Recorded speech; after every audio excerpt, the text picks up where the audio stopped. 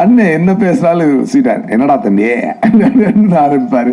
ரொம்ப உண்மையா இருக்கும், ரொம்ப இயல்பா இருக்கும். நான் கூட அந்த இங்கிலீஷ்ல trouble cost for my flourishing business தலித்து வெந்தோனை தாண்டாக்கி கொள்ளல் நேரி செய்வன்பா புரியலையா. திறமையால் உயர்ந்த சிகரம் இவர், திரையுலகில் அணையாத தீப்பொறி இவர், சினிமாவின் இலக்கணத்தை ஆ ஆ என மாற்றிய இசை இயக்குனர், ஒவ்வொரு பிரேமிலும் உயிரை கொடுக்கும் நடிகர், எந்த கதாபாத்திரத்திலும் உயிரை கொடுத்து நடித்து நம் உயிரை எடுக்கும் திறமையாளர், கைத்தட்டல்களை தன்வசமாக்கும் அபார வித்தைக்காரர் இவர். ஸ்கிரீன்ல வந்தா ஆடியன்ஸ் மனசுல இப்படித்தான் ஒரு கொண்டாட்டம். இவருடைய எனர்ஜிக்கு முன்னாடி யாரும் நிக்க முடியாது. நடிப்புலகின் தற்போதைய Samrat single army S J. Surya அவர்களை உங்கள் முன் பேச அழைக்கிறோம்.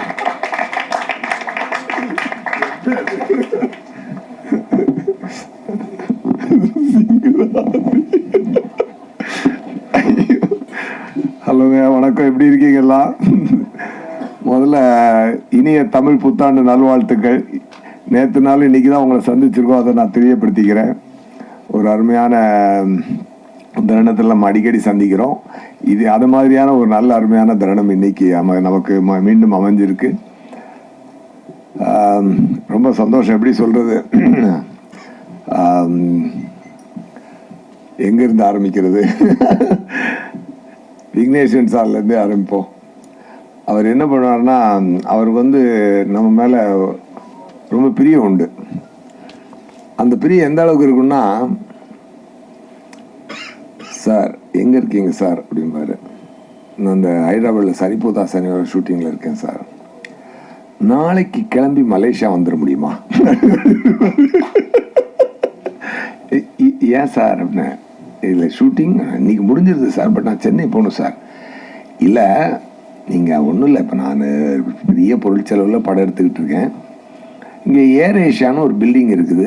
அந்த பில்டிங் இப்போ நான் செட்டாக போடணும்னா அதுக்கு ஒரு 5 கோடி ரூபா இல்லாட்டி ஒரு 7 கோடி ரூபாய்க்கிட்ட ஆகும்.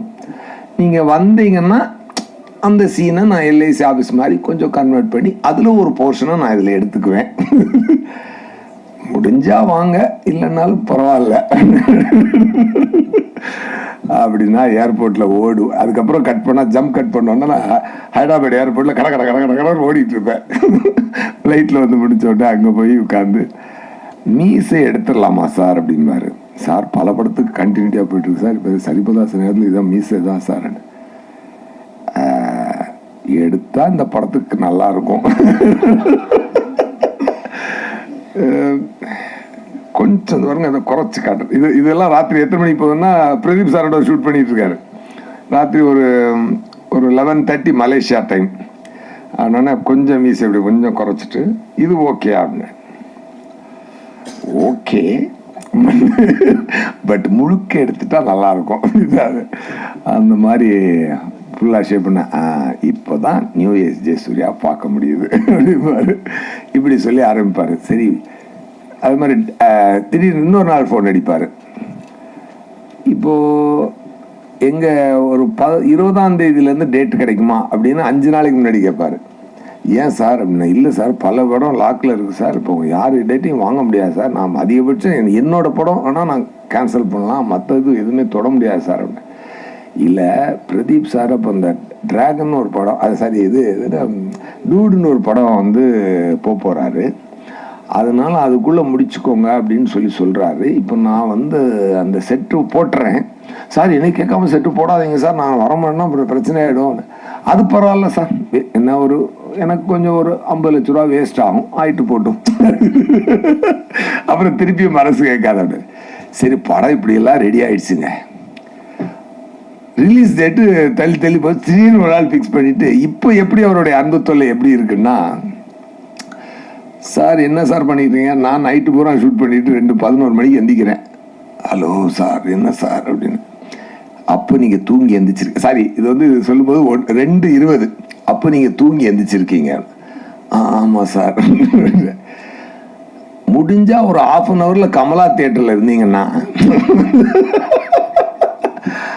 அந்த மயிலிறைய சாங் அவங்க கொண்டாடுறாங்கல்ல, அதோட கூட சேர்ந்து ஒரு டான்ஸ் ஆடிட்டு வந்தீங்கன்னா நல்லாயிருக்கும். அது அது இந்த மொமெண்ட் திருப்பி கிடைக்காது. இப்போ சார் நீங்கள் நைட் ஷூட் வேறு இருக்குது சார், இல்லை நைட் ஷூட் அது அடுத்த படத்து நீங்கள் நைட் ஷூட் பண்ணுவீங்க, அது அப்புறம் ரிலீஸ் ஆக போகுது. பட் இந்த சந்தோஷத்தை நீங்கள் திருப்பி அடைய முடியாது. இப்படியெல்லாம் ஒரு ஒரு ஒரு ஒரு ஸ்வீட்டான ஒரு சுகமான சுமை தான் எங்கள் விக்கி சார். பட் இவ்வளவு சுமைகளை சுமந்தாலும் இவ்வளவு வலிகளை கடந்தாலும் அது எங்களுக்கு மட்டும் அவர் வலி கொடுக்கல. அவரும் பல வலிகளை தாண்டி பல பெயின்களை தாண்டி அதை ஸ்வீட்டாக எடுத்துக்குவார். அதாவது அது வந்து என்ன எல்லாத்துக்கும் ஒரே காரணம் வந்து ஆடியன்ஸை என்டர்டெயின் பண்ணணும் அப்படின்ற ஒரு இதுதான். இதில் வந்து ஒரு தரமான படைப்பாக இருக்கணும், இது ஒரு தரமான அவுட்புட் வரணும், அந்த தரத்தில் எந்த குறையும் இருக்கக்கூடாது. அதனுடைய கதை வடிவமாகட்டும், கான்செப்ட் ஆகட்டும். ஏன்னா 2040 சொல்லிட்டு நம்ம பாட்டுக்கு அது ஏதோ ஒரு விஷுவலை கொடுத்து அதை வச்சு படம் எடுத்துட்டு இதுவும் 2040 நமக்கே கொஞ்சம் மூஞ்சி சுளிக்கிற மாதிரி ஆகிடும் இல்லையா? அப்படி இல்லாமல் வாவ் என்னடா விஷுவல், வாவ் என்னடா சவுண்டு, என்னடா சவுண்ட் டிசைனிங், என்னடா காஸ்டியூம்ஸ், என்னடா நடிப்பு, அதெல்லாம் எல்லாமே வந்து ஒரு ரொம்ப அது வந்து சில நேரம் கிராமரை மீறி இருக்கும். கிராமரோட சேர்த்து பார்த்தோம்னா சில படங்கள் நமக்கு வந்து இந்த கான்டெம்பரரியாக ஒரு ஒரு ஒரு பண்ணும்பொழுது அந்த ரெகுலர் ஃபார்மேட்டில் இருக்கவங்களுக்கு வந்து இது புரியுறது கொஞ்சம் கஷ்டம். ஆனால் ஆடியன்ஸ்கிட்ட பார்த்தீங்கன்னா பற்றும் பற்றிக்கும். அதனால தான் அது வந்து எப்பொழுதுமே அந்த தியேட்டரில் போய் மக்களோட பார்க்கும் பொழுது அதில் உண்டாகிற சந்தோஷம் அதாவது எனக்கு எங்கெங்கிருந்தோ மெசேஜ் வரும். மலேசியாவிலேருந்து, சிங்கப்பூர்லேருந்து, அப்புறம் டொரண்டோலேருந்து, இந்த எல்லா ஃப்ரெண்ட்ஸும் அதை ரொம்ப நாள் ரேடார்லேருந்து தள்ளி இருக்க ஃப்ரெண்ட்ஸ் எல்லாம் திருப்பி வருவாங்க. ஐயோ பார்த்து ரொம்ப சூப்பராக இருக்கு, அதெல்லாம் வச்சு நம்ம தெரிஞ்சுக்கலாம். சரிடா எல்லைக்கே ஹிட்ரா அப்படின்னு சொல்லி தியேட்டர்ஸ் நம்ம ஜெகன் சார் சொன்ன மாதிரி எல்லா தியேட்டர்ஸ்ட்டு போகும்போது என்ன ஒரு அற்புதமான ஒரு ரெஸ்பான்ஸ். அதாவது பிரதீப் சாருக்கு வந்து ஒரு இறைவனுடைய பிளெஸிங் நல்லா இருக்கு. ஆக்சுவலாக அவர் ஒரு அதாவது இந்த ஆடியோ ரிலீஸில் என்கிட்ட சொல்லியிருந்தார் சார். வந்து இந்த நான் ஹயாத்துக்கு ஒரு ஒரு 5 ஸ்டார் ஹோட்டலுக்கு வந்ததே எஸ்.ஜே. சூர்யா சாரை பார்க்க தான் ஃபஸ்ட் டைம் அப்படின்னு சொல்லி ஒரு மனிதர் இன்னைக்கு வந்து ஒரு 100 கோடி பிஸ்னஸுக்கு உண்டான ஒரு ஹீரோவாக இன்னைக்கு வளர்ந்துருக்காருன்னா அது எவ்வளோ பெரிய இறைவனுடைய சப்போர்ட் இருந்தால் அது நடக்கும்னு நினச்சி பாருங்க. Really I feel very happy for. நான் என்ன அவரும் சொன்னார், ரொம்ப he was very kind enough to say that. அதை எனக்கே ஞாபகம் இல்லை. பட் ஆனால் நான் மனசில் பட்டதை சொல்லுவீங்க. நான் யாராக இருந்தாலும் என் மனசில் பட்டதை சொல்லுவேன். எனக்கு வந்து ஒரு டைரக்டர் வந்து ஒரு கதை சொன்னார். அப்போ வந்து அதில் எனக்கு இந்த கரெக்ஷன் வேணும்னு பண்ணி கொண்டு வந்தார். இல்லை இந்த இன்னொரு கரெக்ஷன் ஒன்று அதையும் பண்ணுறேன் சார் அப்படின்னாரு. அப்புறம் ஒரு நிமிஷம் பொறுங்க, எனக்கு ஒரு வாழ்க்கை இருக்குது, நான் போய்கிட்டு இருக்கேன். நான் வேணும்னு சொல்லி நீங்கள் வந்து பல மாற்றங்கள் பண்ணி உங்கள் வாழ்க்கையை இழந்துடாதீங்க. அதனால் இந்த படத்தில் நான் இல்லைன்னாலும் பரவாயில்ல, நீங்கள் யாரையோ வச்சு நல்லா படம் எடுத்து சந்தோஷமாக இருங்க அப்படின்னு சொல்லி மனசில் பட்டதை நான் சொல்லி அந்த படம் மிகப்பெரிய ஹிட்டு. அப்படி ஒரு அந்த படம் லப்பர் பந்து. ஸோ நான் செல்ஃபிஷாக பிஹேவ் பண்ணியிருந்தா அதுக்குள்ளே 2 கரெக்ஷன் சொல்லி அவர் தான் டேரக்டர்லாம் நம்ம சொன்னதை செய்கிறாரு அப்படின்னு சொல்லி அதுக்குள்ளே நான் போயிருக்க முடியும். எனக்கு என்னுடைய சென்சிபிலிட்டி ஏரியாவில் சில விஷயங்கள் இருந்ததுனால அதை மட்டும் சொல்லி இந்த படம் பெரிய ஹிட் ஆகும். அந்த மாடு சீனை கூட நான் சொன்னேன், எப்படி பண்ணியிருந்தீங்க சார் அப்படின்னு சொல்லி தான். அது எப்படி சார் ஒரு மாடையும் ஒரு ஒரு கிளவி வச்சுட்டு இவ்வளோ பெரிய ஒரு எமோஷனை கிரியேட் பண்ணுறீங்கன்னு சொல்லி சொன்னேன். அதே மாதிரி இந்த படத்தினுடைய ஆரிஜினல் அது அப்போ அது வரேன். அப்போ வந்து அதே மாதிரி இந்த பிரதீப் சாரை நான் மீட் பண்ணுவோம் சொல்லியிருக்கேன். அவர் நடிச்சு காட்டும் போது அப்படியே பார்த்துருந்துருக்கேன். அவர் சொல்லுவேன், சார் நீங்கள் இப்போ நல்லா நடிக்கிறீங்க சார், நீங்கள் சூப்பராக வருவீங்க, நீங்களே நடிக்கலாமே அப்படின்னு நான் சொல்லியிருந்தேன் அவர்கிட்ட. நான் சொன்னேன், அதுக்கப்புறம் ரீகலெக்ட் பண்ணி பார்த்தேன். நீங்கள் மான்ஸ்டர் லொக்கேஷனுக்கு வந்து எனக்கு மைண்டில் ஞாபகம் இல்லை, பட் அந்த இதை சொன்னது எனக்கு ஞாபகம் இருக்குது. பட் அப்படி சொல்லி நடந்த ஒரு 7 வருடத்திற்குள் ஒரு மனிதன் 0 to ஹீரோ ஆகிறான்னா அப்போ வந்து கடவுள் எவ்வளோ பெரிய அனுக்கிரகத்தை கொடுத்துருப்பான். Really I wish you a very great success sir. Vigneswaran sir இந்த படத்தில் மற்ற படங்களை விட இந்த படத்தில் அவர் உங்களுக்கு கொடுத்துருக்க ஒரு அழகான விஷயம் என்ன அப்படின்னு சொல்லி சொன்னால், you look the best in your career so for. இதை விட இன்னும் நல்ல லுக்குகள்லாம் வரணும், நல்ல வளர்ச்சி உங்களுக்கு வரணும். அதனால் I really wish you from the bottom of my heart. Okay, அது மாதிரி ஒரு அழகான லுக்கு, நல்ல ஃபோட்டோகிராஃபி ரவிவர்மன் சார். அந்த ஃபோட்டோ, அந்த லைட்டிங், இதில் எல்லாம் வந்து உங்களை வந்து ஒரு நல்ல ஒரு சம்வேர் ஐ ஃபெல்ட் ஒரு ஒரு நல்ல ஒரு ஒரு நம்ம ஒரு ஒரு ஒரு ஒரு ஹிந்தி ஹீரோவுக்கு உண்டான காஸ்டியூம்ஸ், விஷுவல்ஸ், அந்த இதெல்லாம் கொடுத்து அந்த மாதிரி ஒரு ஹிந்தி ஹீரோன்றதுனால நம்ம அப்படின்னு சொல்ல, அது என்ன சொல்ல வரேன்னா ஒரு ஒரு ஒரு தரமான ஒரு லுக்கில் உங்களை வந்து ரொம்ப அழகாக ப்ரெசென்ட் பண்ணியிருந்தார் விகி சார். அது வந்து உண்மையாகவே அது ஒரு நல்ல உங்களுக்கு நீங்கள் அதை உங்களோட பர்ஃபார்மன்ஸ் கூட ரொம்ப சட்டிலாக இந்த கேரக்டர் வைபு வாசுவா அதை வந்து கரெக்டாக ப்ரெசென்ட் பண்ணியிருந்தார். அது ரொம்ப நல்லா கனெக்ட் ஆகுது. நான் ஒரு ஸ்கூல் ஈவெண்ட்டுக்காக போயிருந்தேன், எங்கள் ஃபேமிலி ஈவெண்ட்டுக்கு. அப்போ அங்கே வந்து ஒருத்தர் வந்து இந்த மாதிரி நாளைக்கு நான் படத்துக்கு போகிறேன், பாப்பா வந்து கூப்பிட்டு போகணும்னு சொல்லிச்சு. இது வந்து ஃப்ரைடே, ஓகே சாரி சாட்டர்டே, இங்கே நாளைக்கு ஏன்னா ஃப்ரைடே பார்த்துட்டு நான் மறுநாள் போகிறேன் அங்கே ஈவெண்ட்டுக்கு. சாட்டர்டே சொல்கிறாங்க நாங்கள் நாளைக்கு போகிறோம், சண்டே போகிறதுக்கு வச்சுருக்காங்க. அப்போ என்ன அப்படி சொல்லிச்சுன்னா அவங்க பாப்பா என்ன படிக்கிறாங்க சார் அப்படின்னு, 4th ஸ்டாண்டர்ட் அப்படின்னாரு. ஸோ குட்டீஸை பூரா நீங்கள் நல்லா பிடிச்சி வச்சுருக்கீங்க. அது மாதிரி ஸோ எல்லோரும் இப்போ ஒரு பக்கத்து பிளாக்லேருந்து ஒருத்தர் வந்து நாளைக்கு போகிறேன்றாரு. டொரண்டோலேருந்து மெசேஜ் வருது, அங்கேருந்து வருது, இது வருது, அது வருது. எல்லாமே வந்து ஒரு அருமையான ரீச். இந்த படம் வந்து ஒரு அருமையான ரீச். தியேட்டரில் உட்காந்து பார்க்கணுங்க, இதோட சந்தோஷம் தெரிஞ்சுக்கிறதுக்கு. எவ்ரி சீன் இவ்வளோ கிளாப்ஸ் வந்து ரொம்ப ரேரான படத்துக்கு தான் கிடச்சிருக்கு. ஆஃப்டர் லாங் டைம் இந்த படத்துக்கும் அது கிடச்சிருக்கு. அது வந்து மக்கள் செலிப்ரேட் பண்ணுறாங்க உண்மையாகவே. அது வந்து நீங்களும் பார்த்துருப்பீங்க. நான் சொல்கிறதுல எந்த பொய்யும் இல்லை என்பது உங்களுக்கே தெரியும். நம்ம படம் அப்படின்றதுனால எடுத்து பேசுறது அப்படிலாம் நம்மளுக்கு கிடையாது. என்ன நடக்குதோ அதை சொல்கிறோம் நம்ம. அது வந்து அனிருத் சாங்ஸு, அப்புறம் அவர் வந்து அந்த தீமா சாங்கும் எனக்கென யாரும் இல்லையும் போதுங்க. ஒரு லவ் காதல் கதைனாலே ஒரு லவ் அண்ட் பெயின் சம்மந்தப்பட்டதான் காதல் கதை. அந்த லவ்வுக்கு தீமா சாங்கும் அந்த பெயினுக்கு வந்து எனக்கென யாரும் இல்லையே சாங்கும் போட்டால் அந்த 2 சாங்கும் கொடுக்குற ஒரு பரவசம், அது பரவசம்னு சொல்லணும். ஒரு பரவசமும் ஒரு வார்ம்த் ஃபீலிங்கும் அந்த அந்த கிளைமேக்ஸுக்கு முன்னாடி வரக்கூடிய அந்த சாங், அந்த பூக்கள், ஓ மை காட் சூப்பர். நல்லா அந்த அவங்க தமிழ் செல்ஃபி நல்லா பேசினாங்க, அந்த விஷயங்களை எடுத்து ரொம்ப சூப்பர். அதெல்லாம் இது எல்லாத்துக்குமே ஒரு அழகிய இந்த இவ்வளோ சாங்குக்கும் இவ்வளோ ஒரு காதலுக்கும் ஒரு அழகிய முகங்கள் தேவை. அந்த அழகிய முகங்களாக கிருத்தி ஷெட்டியும் கௌரியும் அதை நல்லா காம்ப்ளிமெண்ட் பண்ணியிருக்காங்க.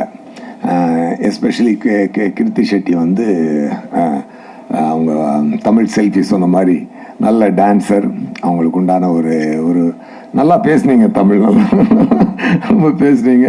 பட் உங்களுக்குள்ள இருக்கக்கூடிய அனுபவத்துக்கு நீங்கள் எடுத்து பேசின விதம்ன்றது, அந்த ஸ்டேஜை கையாண்டு பேசினது என்பது ரொம்ப ரொம்ப நல்ல சந்தோஷம். உங்களுக்கு ஒரு நல்ல வெற்றி அமைஞ்சிருக்கு. இந்த வெற்றி உங்களுக்கும் தொடரும் நான் விருப்பப்படுறேன். அண்டு 96 பெரிய பேர் எடுத்த கௌரி வந்து இன்னைக்கு வந்து திருப்பியும் இந்த படத்தில் ஒரு நல்ல பேர் எடுத்திருக்காங்க. அந்த இவங்க சீனில் எனக்கு ரொம்ப பிடிச்ச சீன் என்னென்னா, அந்த போய் அவர் வந்து பிரதீப் சார் வந்து நீ வாடி வா கிஸ் பண்ணிக்கலாம் வா அப்படின்னு சொல்லி கூடும்பொழுது, சி நீ என்ன விடு அப்படின்னு சொல்லுவேன். புரியுது இல்லை, இது முடியல இல்லை, இப்போ புரியுதா உனக்கு, இது லவ் இல்லை, நமக்கு இருக்க ஃப்ரெண்ட்ஷிப் தான் அப்படின்னு சொல்லி அந்த ஃப்ரெண்ட்ஷிப்புக்கும் லவ்வுக்கும் இருக்கிற ஒரு அழகான ஒரு அழகிய கோட்டை ரொம்ப அருமையாக சொல்லியிருக்காரு. இதில் வந்து விக்னேஸ்வரன் சார் ரொம்ப ரொம்ப நெஞ்ச நமைச்சிக்கிட்டெல்லாம் சீன்கள் சொல்லாமல், பட் அழகான விஷயங்களை அதாவது ரொம்ப வருடி போட்டு தேய்ச்சி சொரிஞ்சு வச்சிடாம ரொம்ப அழகா அப்படி பிரீஸியாக சொல்லிட்டு போன விதம் வந்து இந்த படத்தில் ரொம்ப புதுசாக இருந்தது. ஒரு அழகிய வெற்றி, ஒரு தரமான வெற்றி. அதுக்கு ப்ரூஃப் வந்து எந்த தியேட்டருக்கு போனாலும், ஏன்னா நண்பனா விக்னேஸ்வரன் சார் மேலே எனக்கு என்ன வருதுன்னா, அவர் வந்து அவர் எனக்கு ஒரு நல்ல நண்பர். பழகின காலங்களில் இத்தனை நாளில் இல்லாட்டி இவ்வளோ உரிமையாக வந்து 2:30 மணிக்கு வான்னு சொல்லி கமலா தேட்டரில் வந்து 2:30 மணிக்கு டான்ஸ் ஆடு 2 மணிக்கு தூக்கி அடிச்சு சொல்ல முடியாது இல்லையா? அந்த மாதிரியான ஒரு நண்பர். கண்டிப்பாக அதில் எனக்கு என்ன சந்தோஷம் அப்படின்னு சொன்னால், அதில் வந்து written and directed by Vigneswaran அப்படின்னு போட்டவுடனே ஹோல் தியேட்டர் எரப்ட் ஆகுது. அது வந்து எனக்கு கேட்கறதுக்கு ரொம்ப சந்தோஷமாக இருக்கும். அது வந்து ஒரு மரியாதையான இடத்திற்கு நம்ம நண்பர் ஒருத்தர் ஒரு மரியாதையான தன் தொழிலில் ஒரு மரியாதையான ஒரு தரமான இடத்தை எட்டி இருக்கிறார் அப்படி என்பது அது நமக்கு மிக மிக சந்தோஷமான ஒரு விஷயம். படத்தினுடைய தயாரிப்பாளர் லலித் சாருக்கும் நயன்தாரா மேடமுக்கும் என்னுடைய வாழ்த்துக்கள். அண்டு சீமான் சார் வந்து அவர் சொன்ன மாதிரி எனக்கு காதல் காப்பீட்டு கழகத்தினுடைய ஆப்போசிட் போல் வந்து அண்ணன் என்ன பேசினாலும் சீட்டார் என்னடா தம்பி ஆரம்பிப்பாரு. ரொம்ப உண்மையா இருக்கும், ரொம்ப இயல்பா இருக்கும். நான் கூட அந்த இங்கிலீஷ்ல trouble cost for my flourishing business தலித்து வெந்தோனை தாண்டாக்கி கொள்ளல் நேரி செய்வன்பா புரியலையா கலகிட்டார் அண்ணன் கலகிட்டார். அப்பவே தெரியுது வந்து தியேட்டர்ல பெரிய பிளாஸ்ட் ஆக போகுதுரா அப்படின்னு. அது சூப்பரா பண்ணார். அவருடைய அந்த தன் மனதில் அவர் வச்சிருக்கக்கூடிய ஒரு அந்த தமிழ் மீது இருக்கக்கூடிய மாறாத பற்றும் அந்த நல்ல வாழ்க்கையின் மீது அவருக்கு இருக்கக்கூடிய பாசமும் அவர் நேசமும் அந்த படத்தில் அது அழகா கன்வே ஆச்சு. அதுதான் சோல் ஆஃப் த ஃபிலிம். ஆக்சுவலா இப்படி வாழ வேண்டும் என்று எல்லோரும் ஆசைப்படக்கூடிய ஒரு உலகம்தான் அது. வந்து விக்னேஸ்வரன் சார் ஒரு விஷயம் நேற்று கூட நான் ஒரு இன்டர்வியூ பேசிட்டு இருக்கும்போது சொன்னார். அந்த மாதிரி அந்த சயின்ஸ் எவால்வ் ஆகும் பொழுது இந்த மாடர்ன் விஷயங்களை நம்ம இழக்காமல் இருக்க முடியாது. பட் அதை யூஸ் பண்ணிக்கணும், அதில் நம்மளை இழந்துடாமல் இருக்கணுன்றதான் இந்த படத்தினுடைய அருமையான தத்துவம். I enjoyed the best. நான் எல்லா சீன்லையுமே நான் ரொம்ப என்ஜாய் பண்ணி நடித்தேன். நான் அவரோட நிறையா சண்டை போடுவேன். என்ன சார் எனக்கு வந்து 100 மூட்டை 10 மூட்டை தூக்குறதுக்கு சம்பளம் கொடுத்துட்டு எனக்கு 5 மூட்டை தான் தூக்க வைக்கிறீங்க அப்படின்னு சொல்லி நான் அவரை வந்து எப்பொழுதுமே அவரோட சண்டை போட்டுக்குவேன். பட் வாட் எவர் எனக்கு வந்து அவர் சொன்னார். நான் இன்னும் கேட்டேன் அவர்கிட்ட வந்து என்ன பாருங்க மாநாடுல எல்லாம் எனக்கு வந்து வந்தா சுட்டா சத்தா ரிப்பீட் மாதிரி எல்லாம் டயலாக் கொடுத்தாங்க, எவ்வளோ நல்லா ரீச் ஆச்சு அப்படின்னு சொல்லி சொன்னா. அது சார் உங்களுக்கு அதை விட ஒரு வச்சிருக்கேன் சார் ஒரு விஷயம் பொறுங்க அப்படின்னாரு. அது என்னடான்னு பார்த்தா டகடான்னு போட்டாச்சு. இன்னைக்கு வந்து இன்ஸ்டாவை திறக்க முடியலைங்க. அவ்வளோ ஒரு லவ்வை கொட்டி தமிழக மக்கள் ஆக்சுவலாக உண்மையாகவே நான் வந்து இந்த ப்ரெஸ் மீட்டில் மூலமாக நான் இந்த எல்ஐகேனுடைய வெற்றியோடு நான் சொல்லிக்க வேண்டிய ஒரே ஒரு முக்கியமான விஷயம் என்னன்னு சொன்னால், என்னுடைய உழைப்புக்கு மக்கள் கொடுக்குற அன்பு அது வந்து ரொம்ப சந்தோஷமா இருக்கு. அந்த தியேட்டரில் பார்த்துட்டு அது என்னங்க, அது என்ன ரெஸ்பான்ஸ், என்ன ஒரு சந்தோஷம். அதில் எனக்கு என்ன சந்தோஷம்னா நம்மளுக்கு இறைவன் கொடுத்த இந்த ஒரு இந்த கலை நம்மளை செய்யும் பொழுது அது மக்களை இவ்வளோ சந்தோஷப்படுத்தும் போது that is the highest pleasure I am getting in the world. Really I am telling you. Thank you so much. And நல்ல ஒரு வெற்றியை கொடுத்ததற்கு ரொம்ப நன்றி. இந்த டீம் சார்பாக ப்ரெஸ் சார்பாகவும் நீங்களும் எப்பொழுதுமே இந்த படத்தை வந்து எங்களுக்காக நாங்கள் நல்ல விஷயங்கள் செய்யும் பொழுது பாராட்டியும் தவறுகள் செய்தால் தட்டி கேட்டும் எங்களை வந்து வழி நடத்திக்கிட்டு இருக்கீங்க. உங்களுடைய சப்போர்ட்டுக்கும் உங்களுடைய பங்களிப்புக்கும் மனமார்ந்த நன்றி. இன்சூரன்ஸ் கம்பெனி அது வேற அது எல்லாருமே சொல்றாங்க. அது இப்போ வந்து அது லவ் இன்சூரன்ஸ் கம்பெனி அப்படின்னு பார்த்தாங்க. அந்த எல்ஐசி பிரச்சனையால அது லவ் இன்சூரன்ஸ் கேன்னு போட்டு கம்பெனி அப்படின்னு எல்ஐபி லவ் இன்சூரன்ஸ் அது என்ன லவ் இன்சூரன்ஸ் ப்ரோக்ராம் ஏதோ போட்டு சரி வேண்டாம் அப்படி எல்ஐ கேன்னு போட்டுடலாம் அப்படின்னு சொல்லி அப்படி ஒன்று ஃபிக்ஸ் ஆனாரு. கே என்ன சார் அப்படின்னேன். கம்பெனி அப்படின்னாரு. கம்பெனி இந்த கம்பெனி ஒரு மாதிரி சவுண்டிங் டிஃப்ரெண்ட்டாக இருக்குது. அப்போ என்னென்னா அப்படின்னாலே கொம்பு அப்படின்னு எனக்கு மைண்டில் வருது. ஸோ கொம்பு என்பது வந்து ஒரு மாட்டுக்கு ஒரு காளைக்கு அழகு என்பது கொம்பு. பசுவுக்கு கொம்பு இருக்காது, ஆனால் காளைக்கு கொம்பு இருக்கும். அது வந்து ஒரு ப்ரைடு. அந்த அவனுக்கு வந்து அந்த உடனே யாராவது போட்டுறாங்க இப்போ பொம்பளை என்ன ப்ரைடு இல்லைன்னு சொன்னா சொல்லியான்னு அப்படி கிடையாது. அதுல வேற ப்ரைடு இருக்கு. ஓகே, இது வந்து ஒரு ப்ரைடு. அது மாதிரி அந்த லவ் இன்சூரன்ஸ் கம்பெனி அப்படின்னு சொல்லி அந்த கொம்பு சின்னமா வச்சு சொல்லும் பொழுது அதுக்கு ஃபர்ஸ்ட் ஃபேன்ஸ் யாருன்னு பார்த்தீங்கன்னா விக்கி சாரோட உலகு உயிர் தான் அந்த கம்பெனிக்கு ஃபர்ஸ்ட் ஃபேன். அங்கிள் கம்பெனி அப்படின்னு. ஸோ அப்போ நினைச்சேன் சரிடா இது எல்லாருக்கும் பிடிச்சிரும் அப்படின்னு சொன்னேன். அதே மாதிரி எல்லாருக்கும் அது பயங்கரமாக ரீச் ஆச்சு. Every thing about concept, about look, about performance, about visuals எல்லாமே தரம். வெற்றி கிடைக்கும். ஒரு அழகான வெற்றி எப்போதுதான் கிடைக்கும். அது நம்ம மினக்கிடும்போது மட்டும்தான் கிடைக்கும். அந்த மினக்கிடலை டெஃபினட்டாக நாங்கள் எல்லாருமே we followed Vigneswaran sir. He made it great. Thank you so much.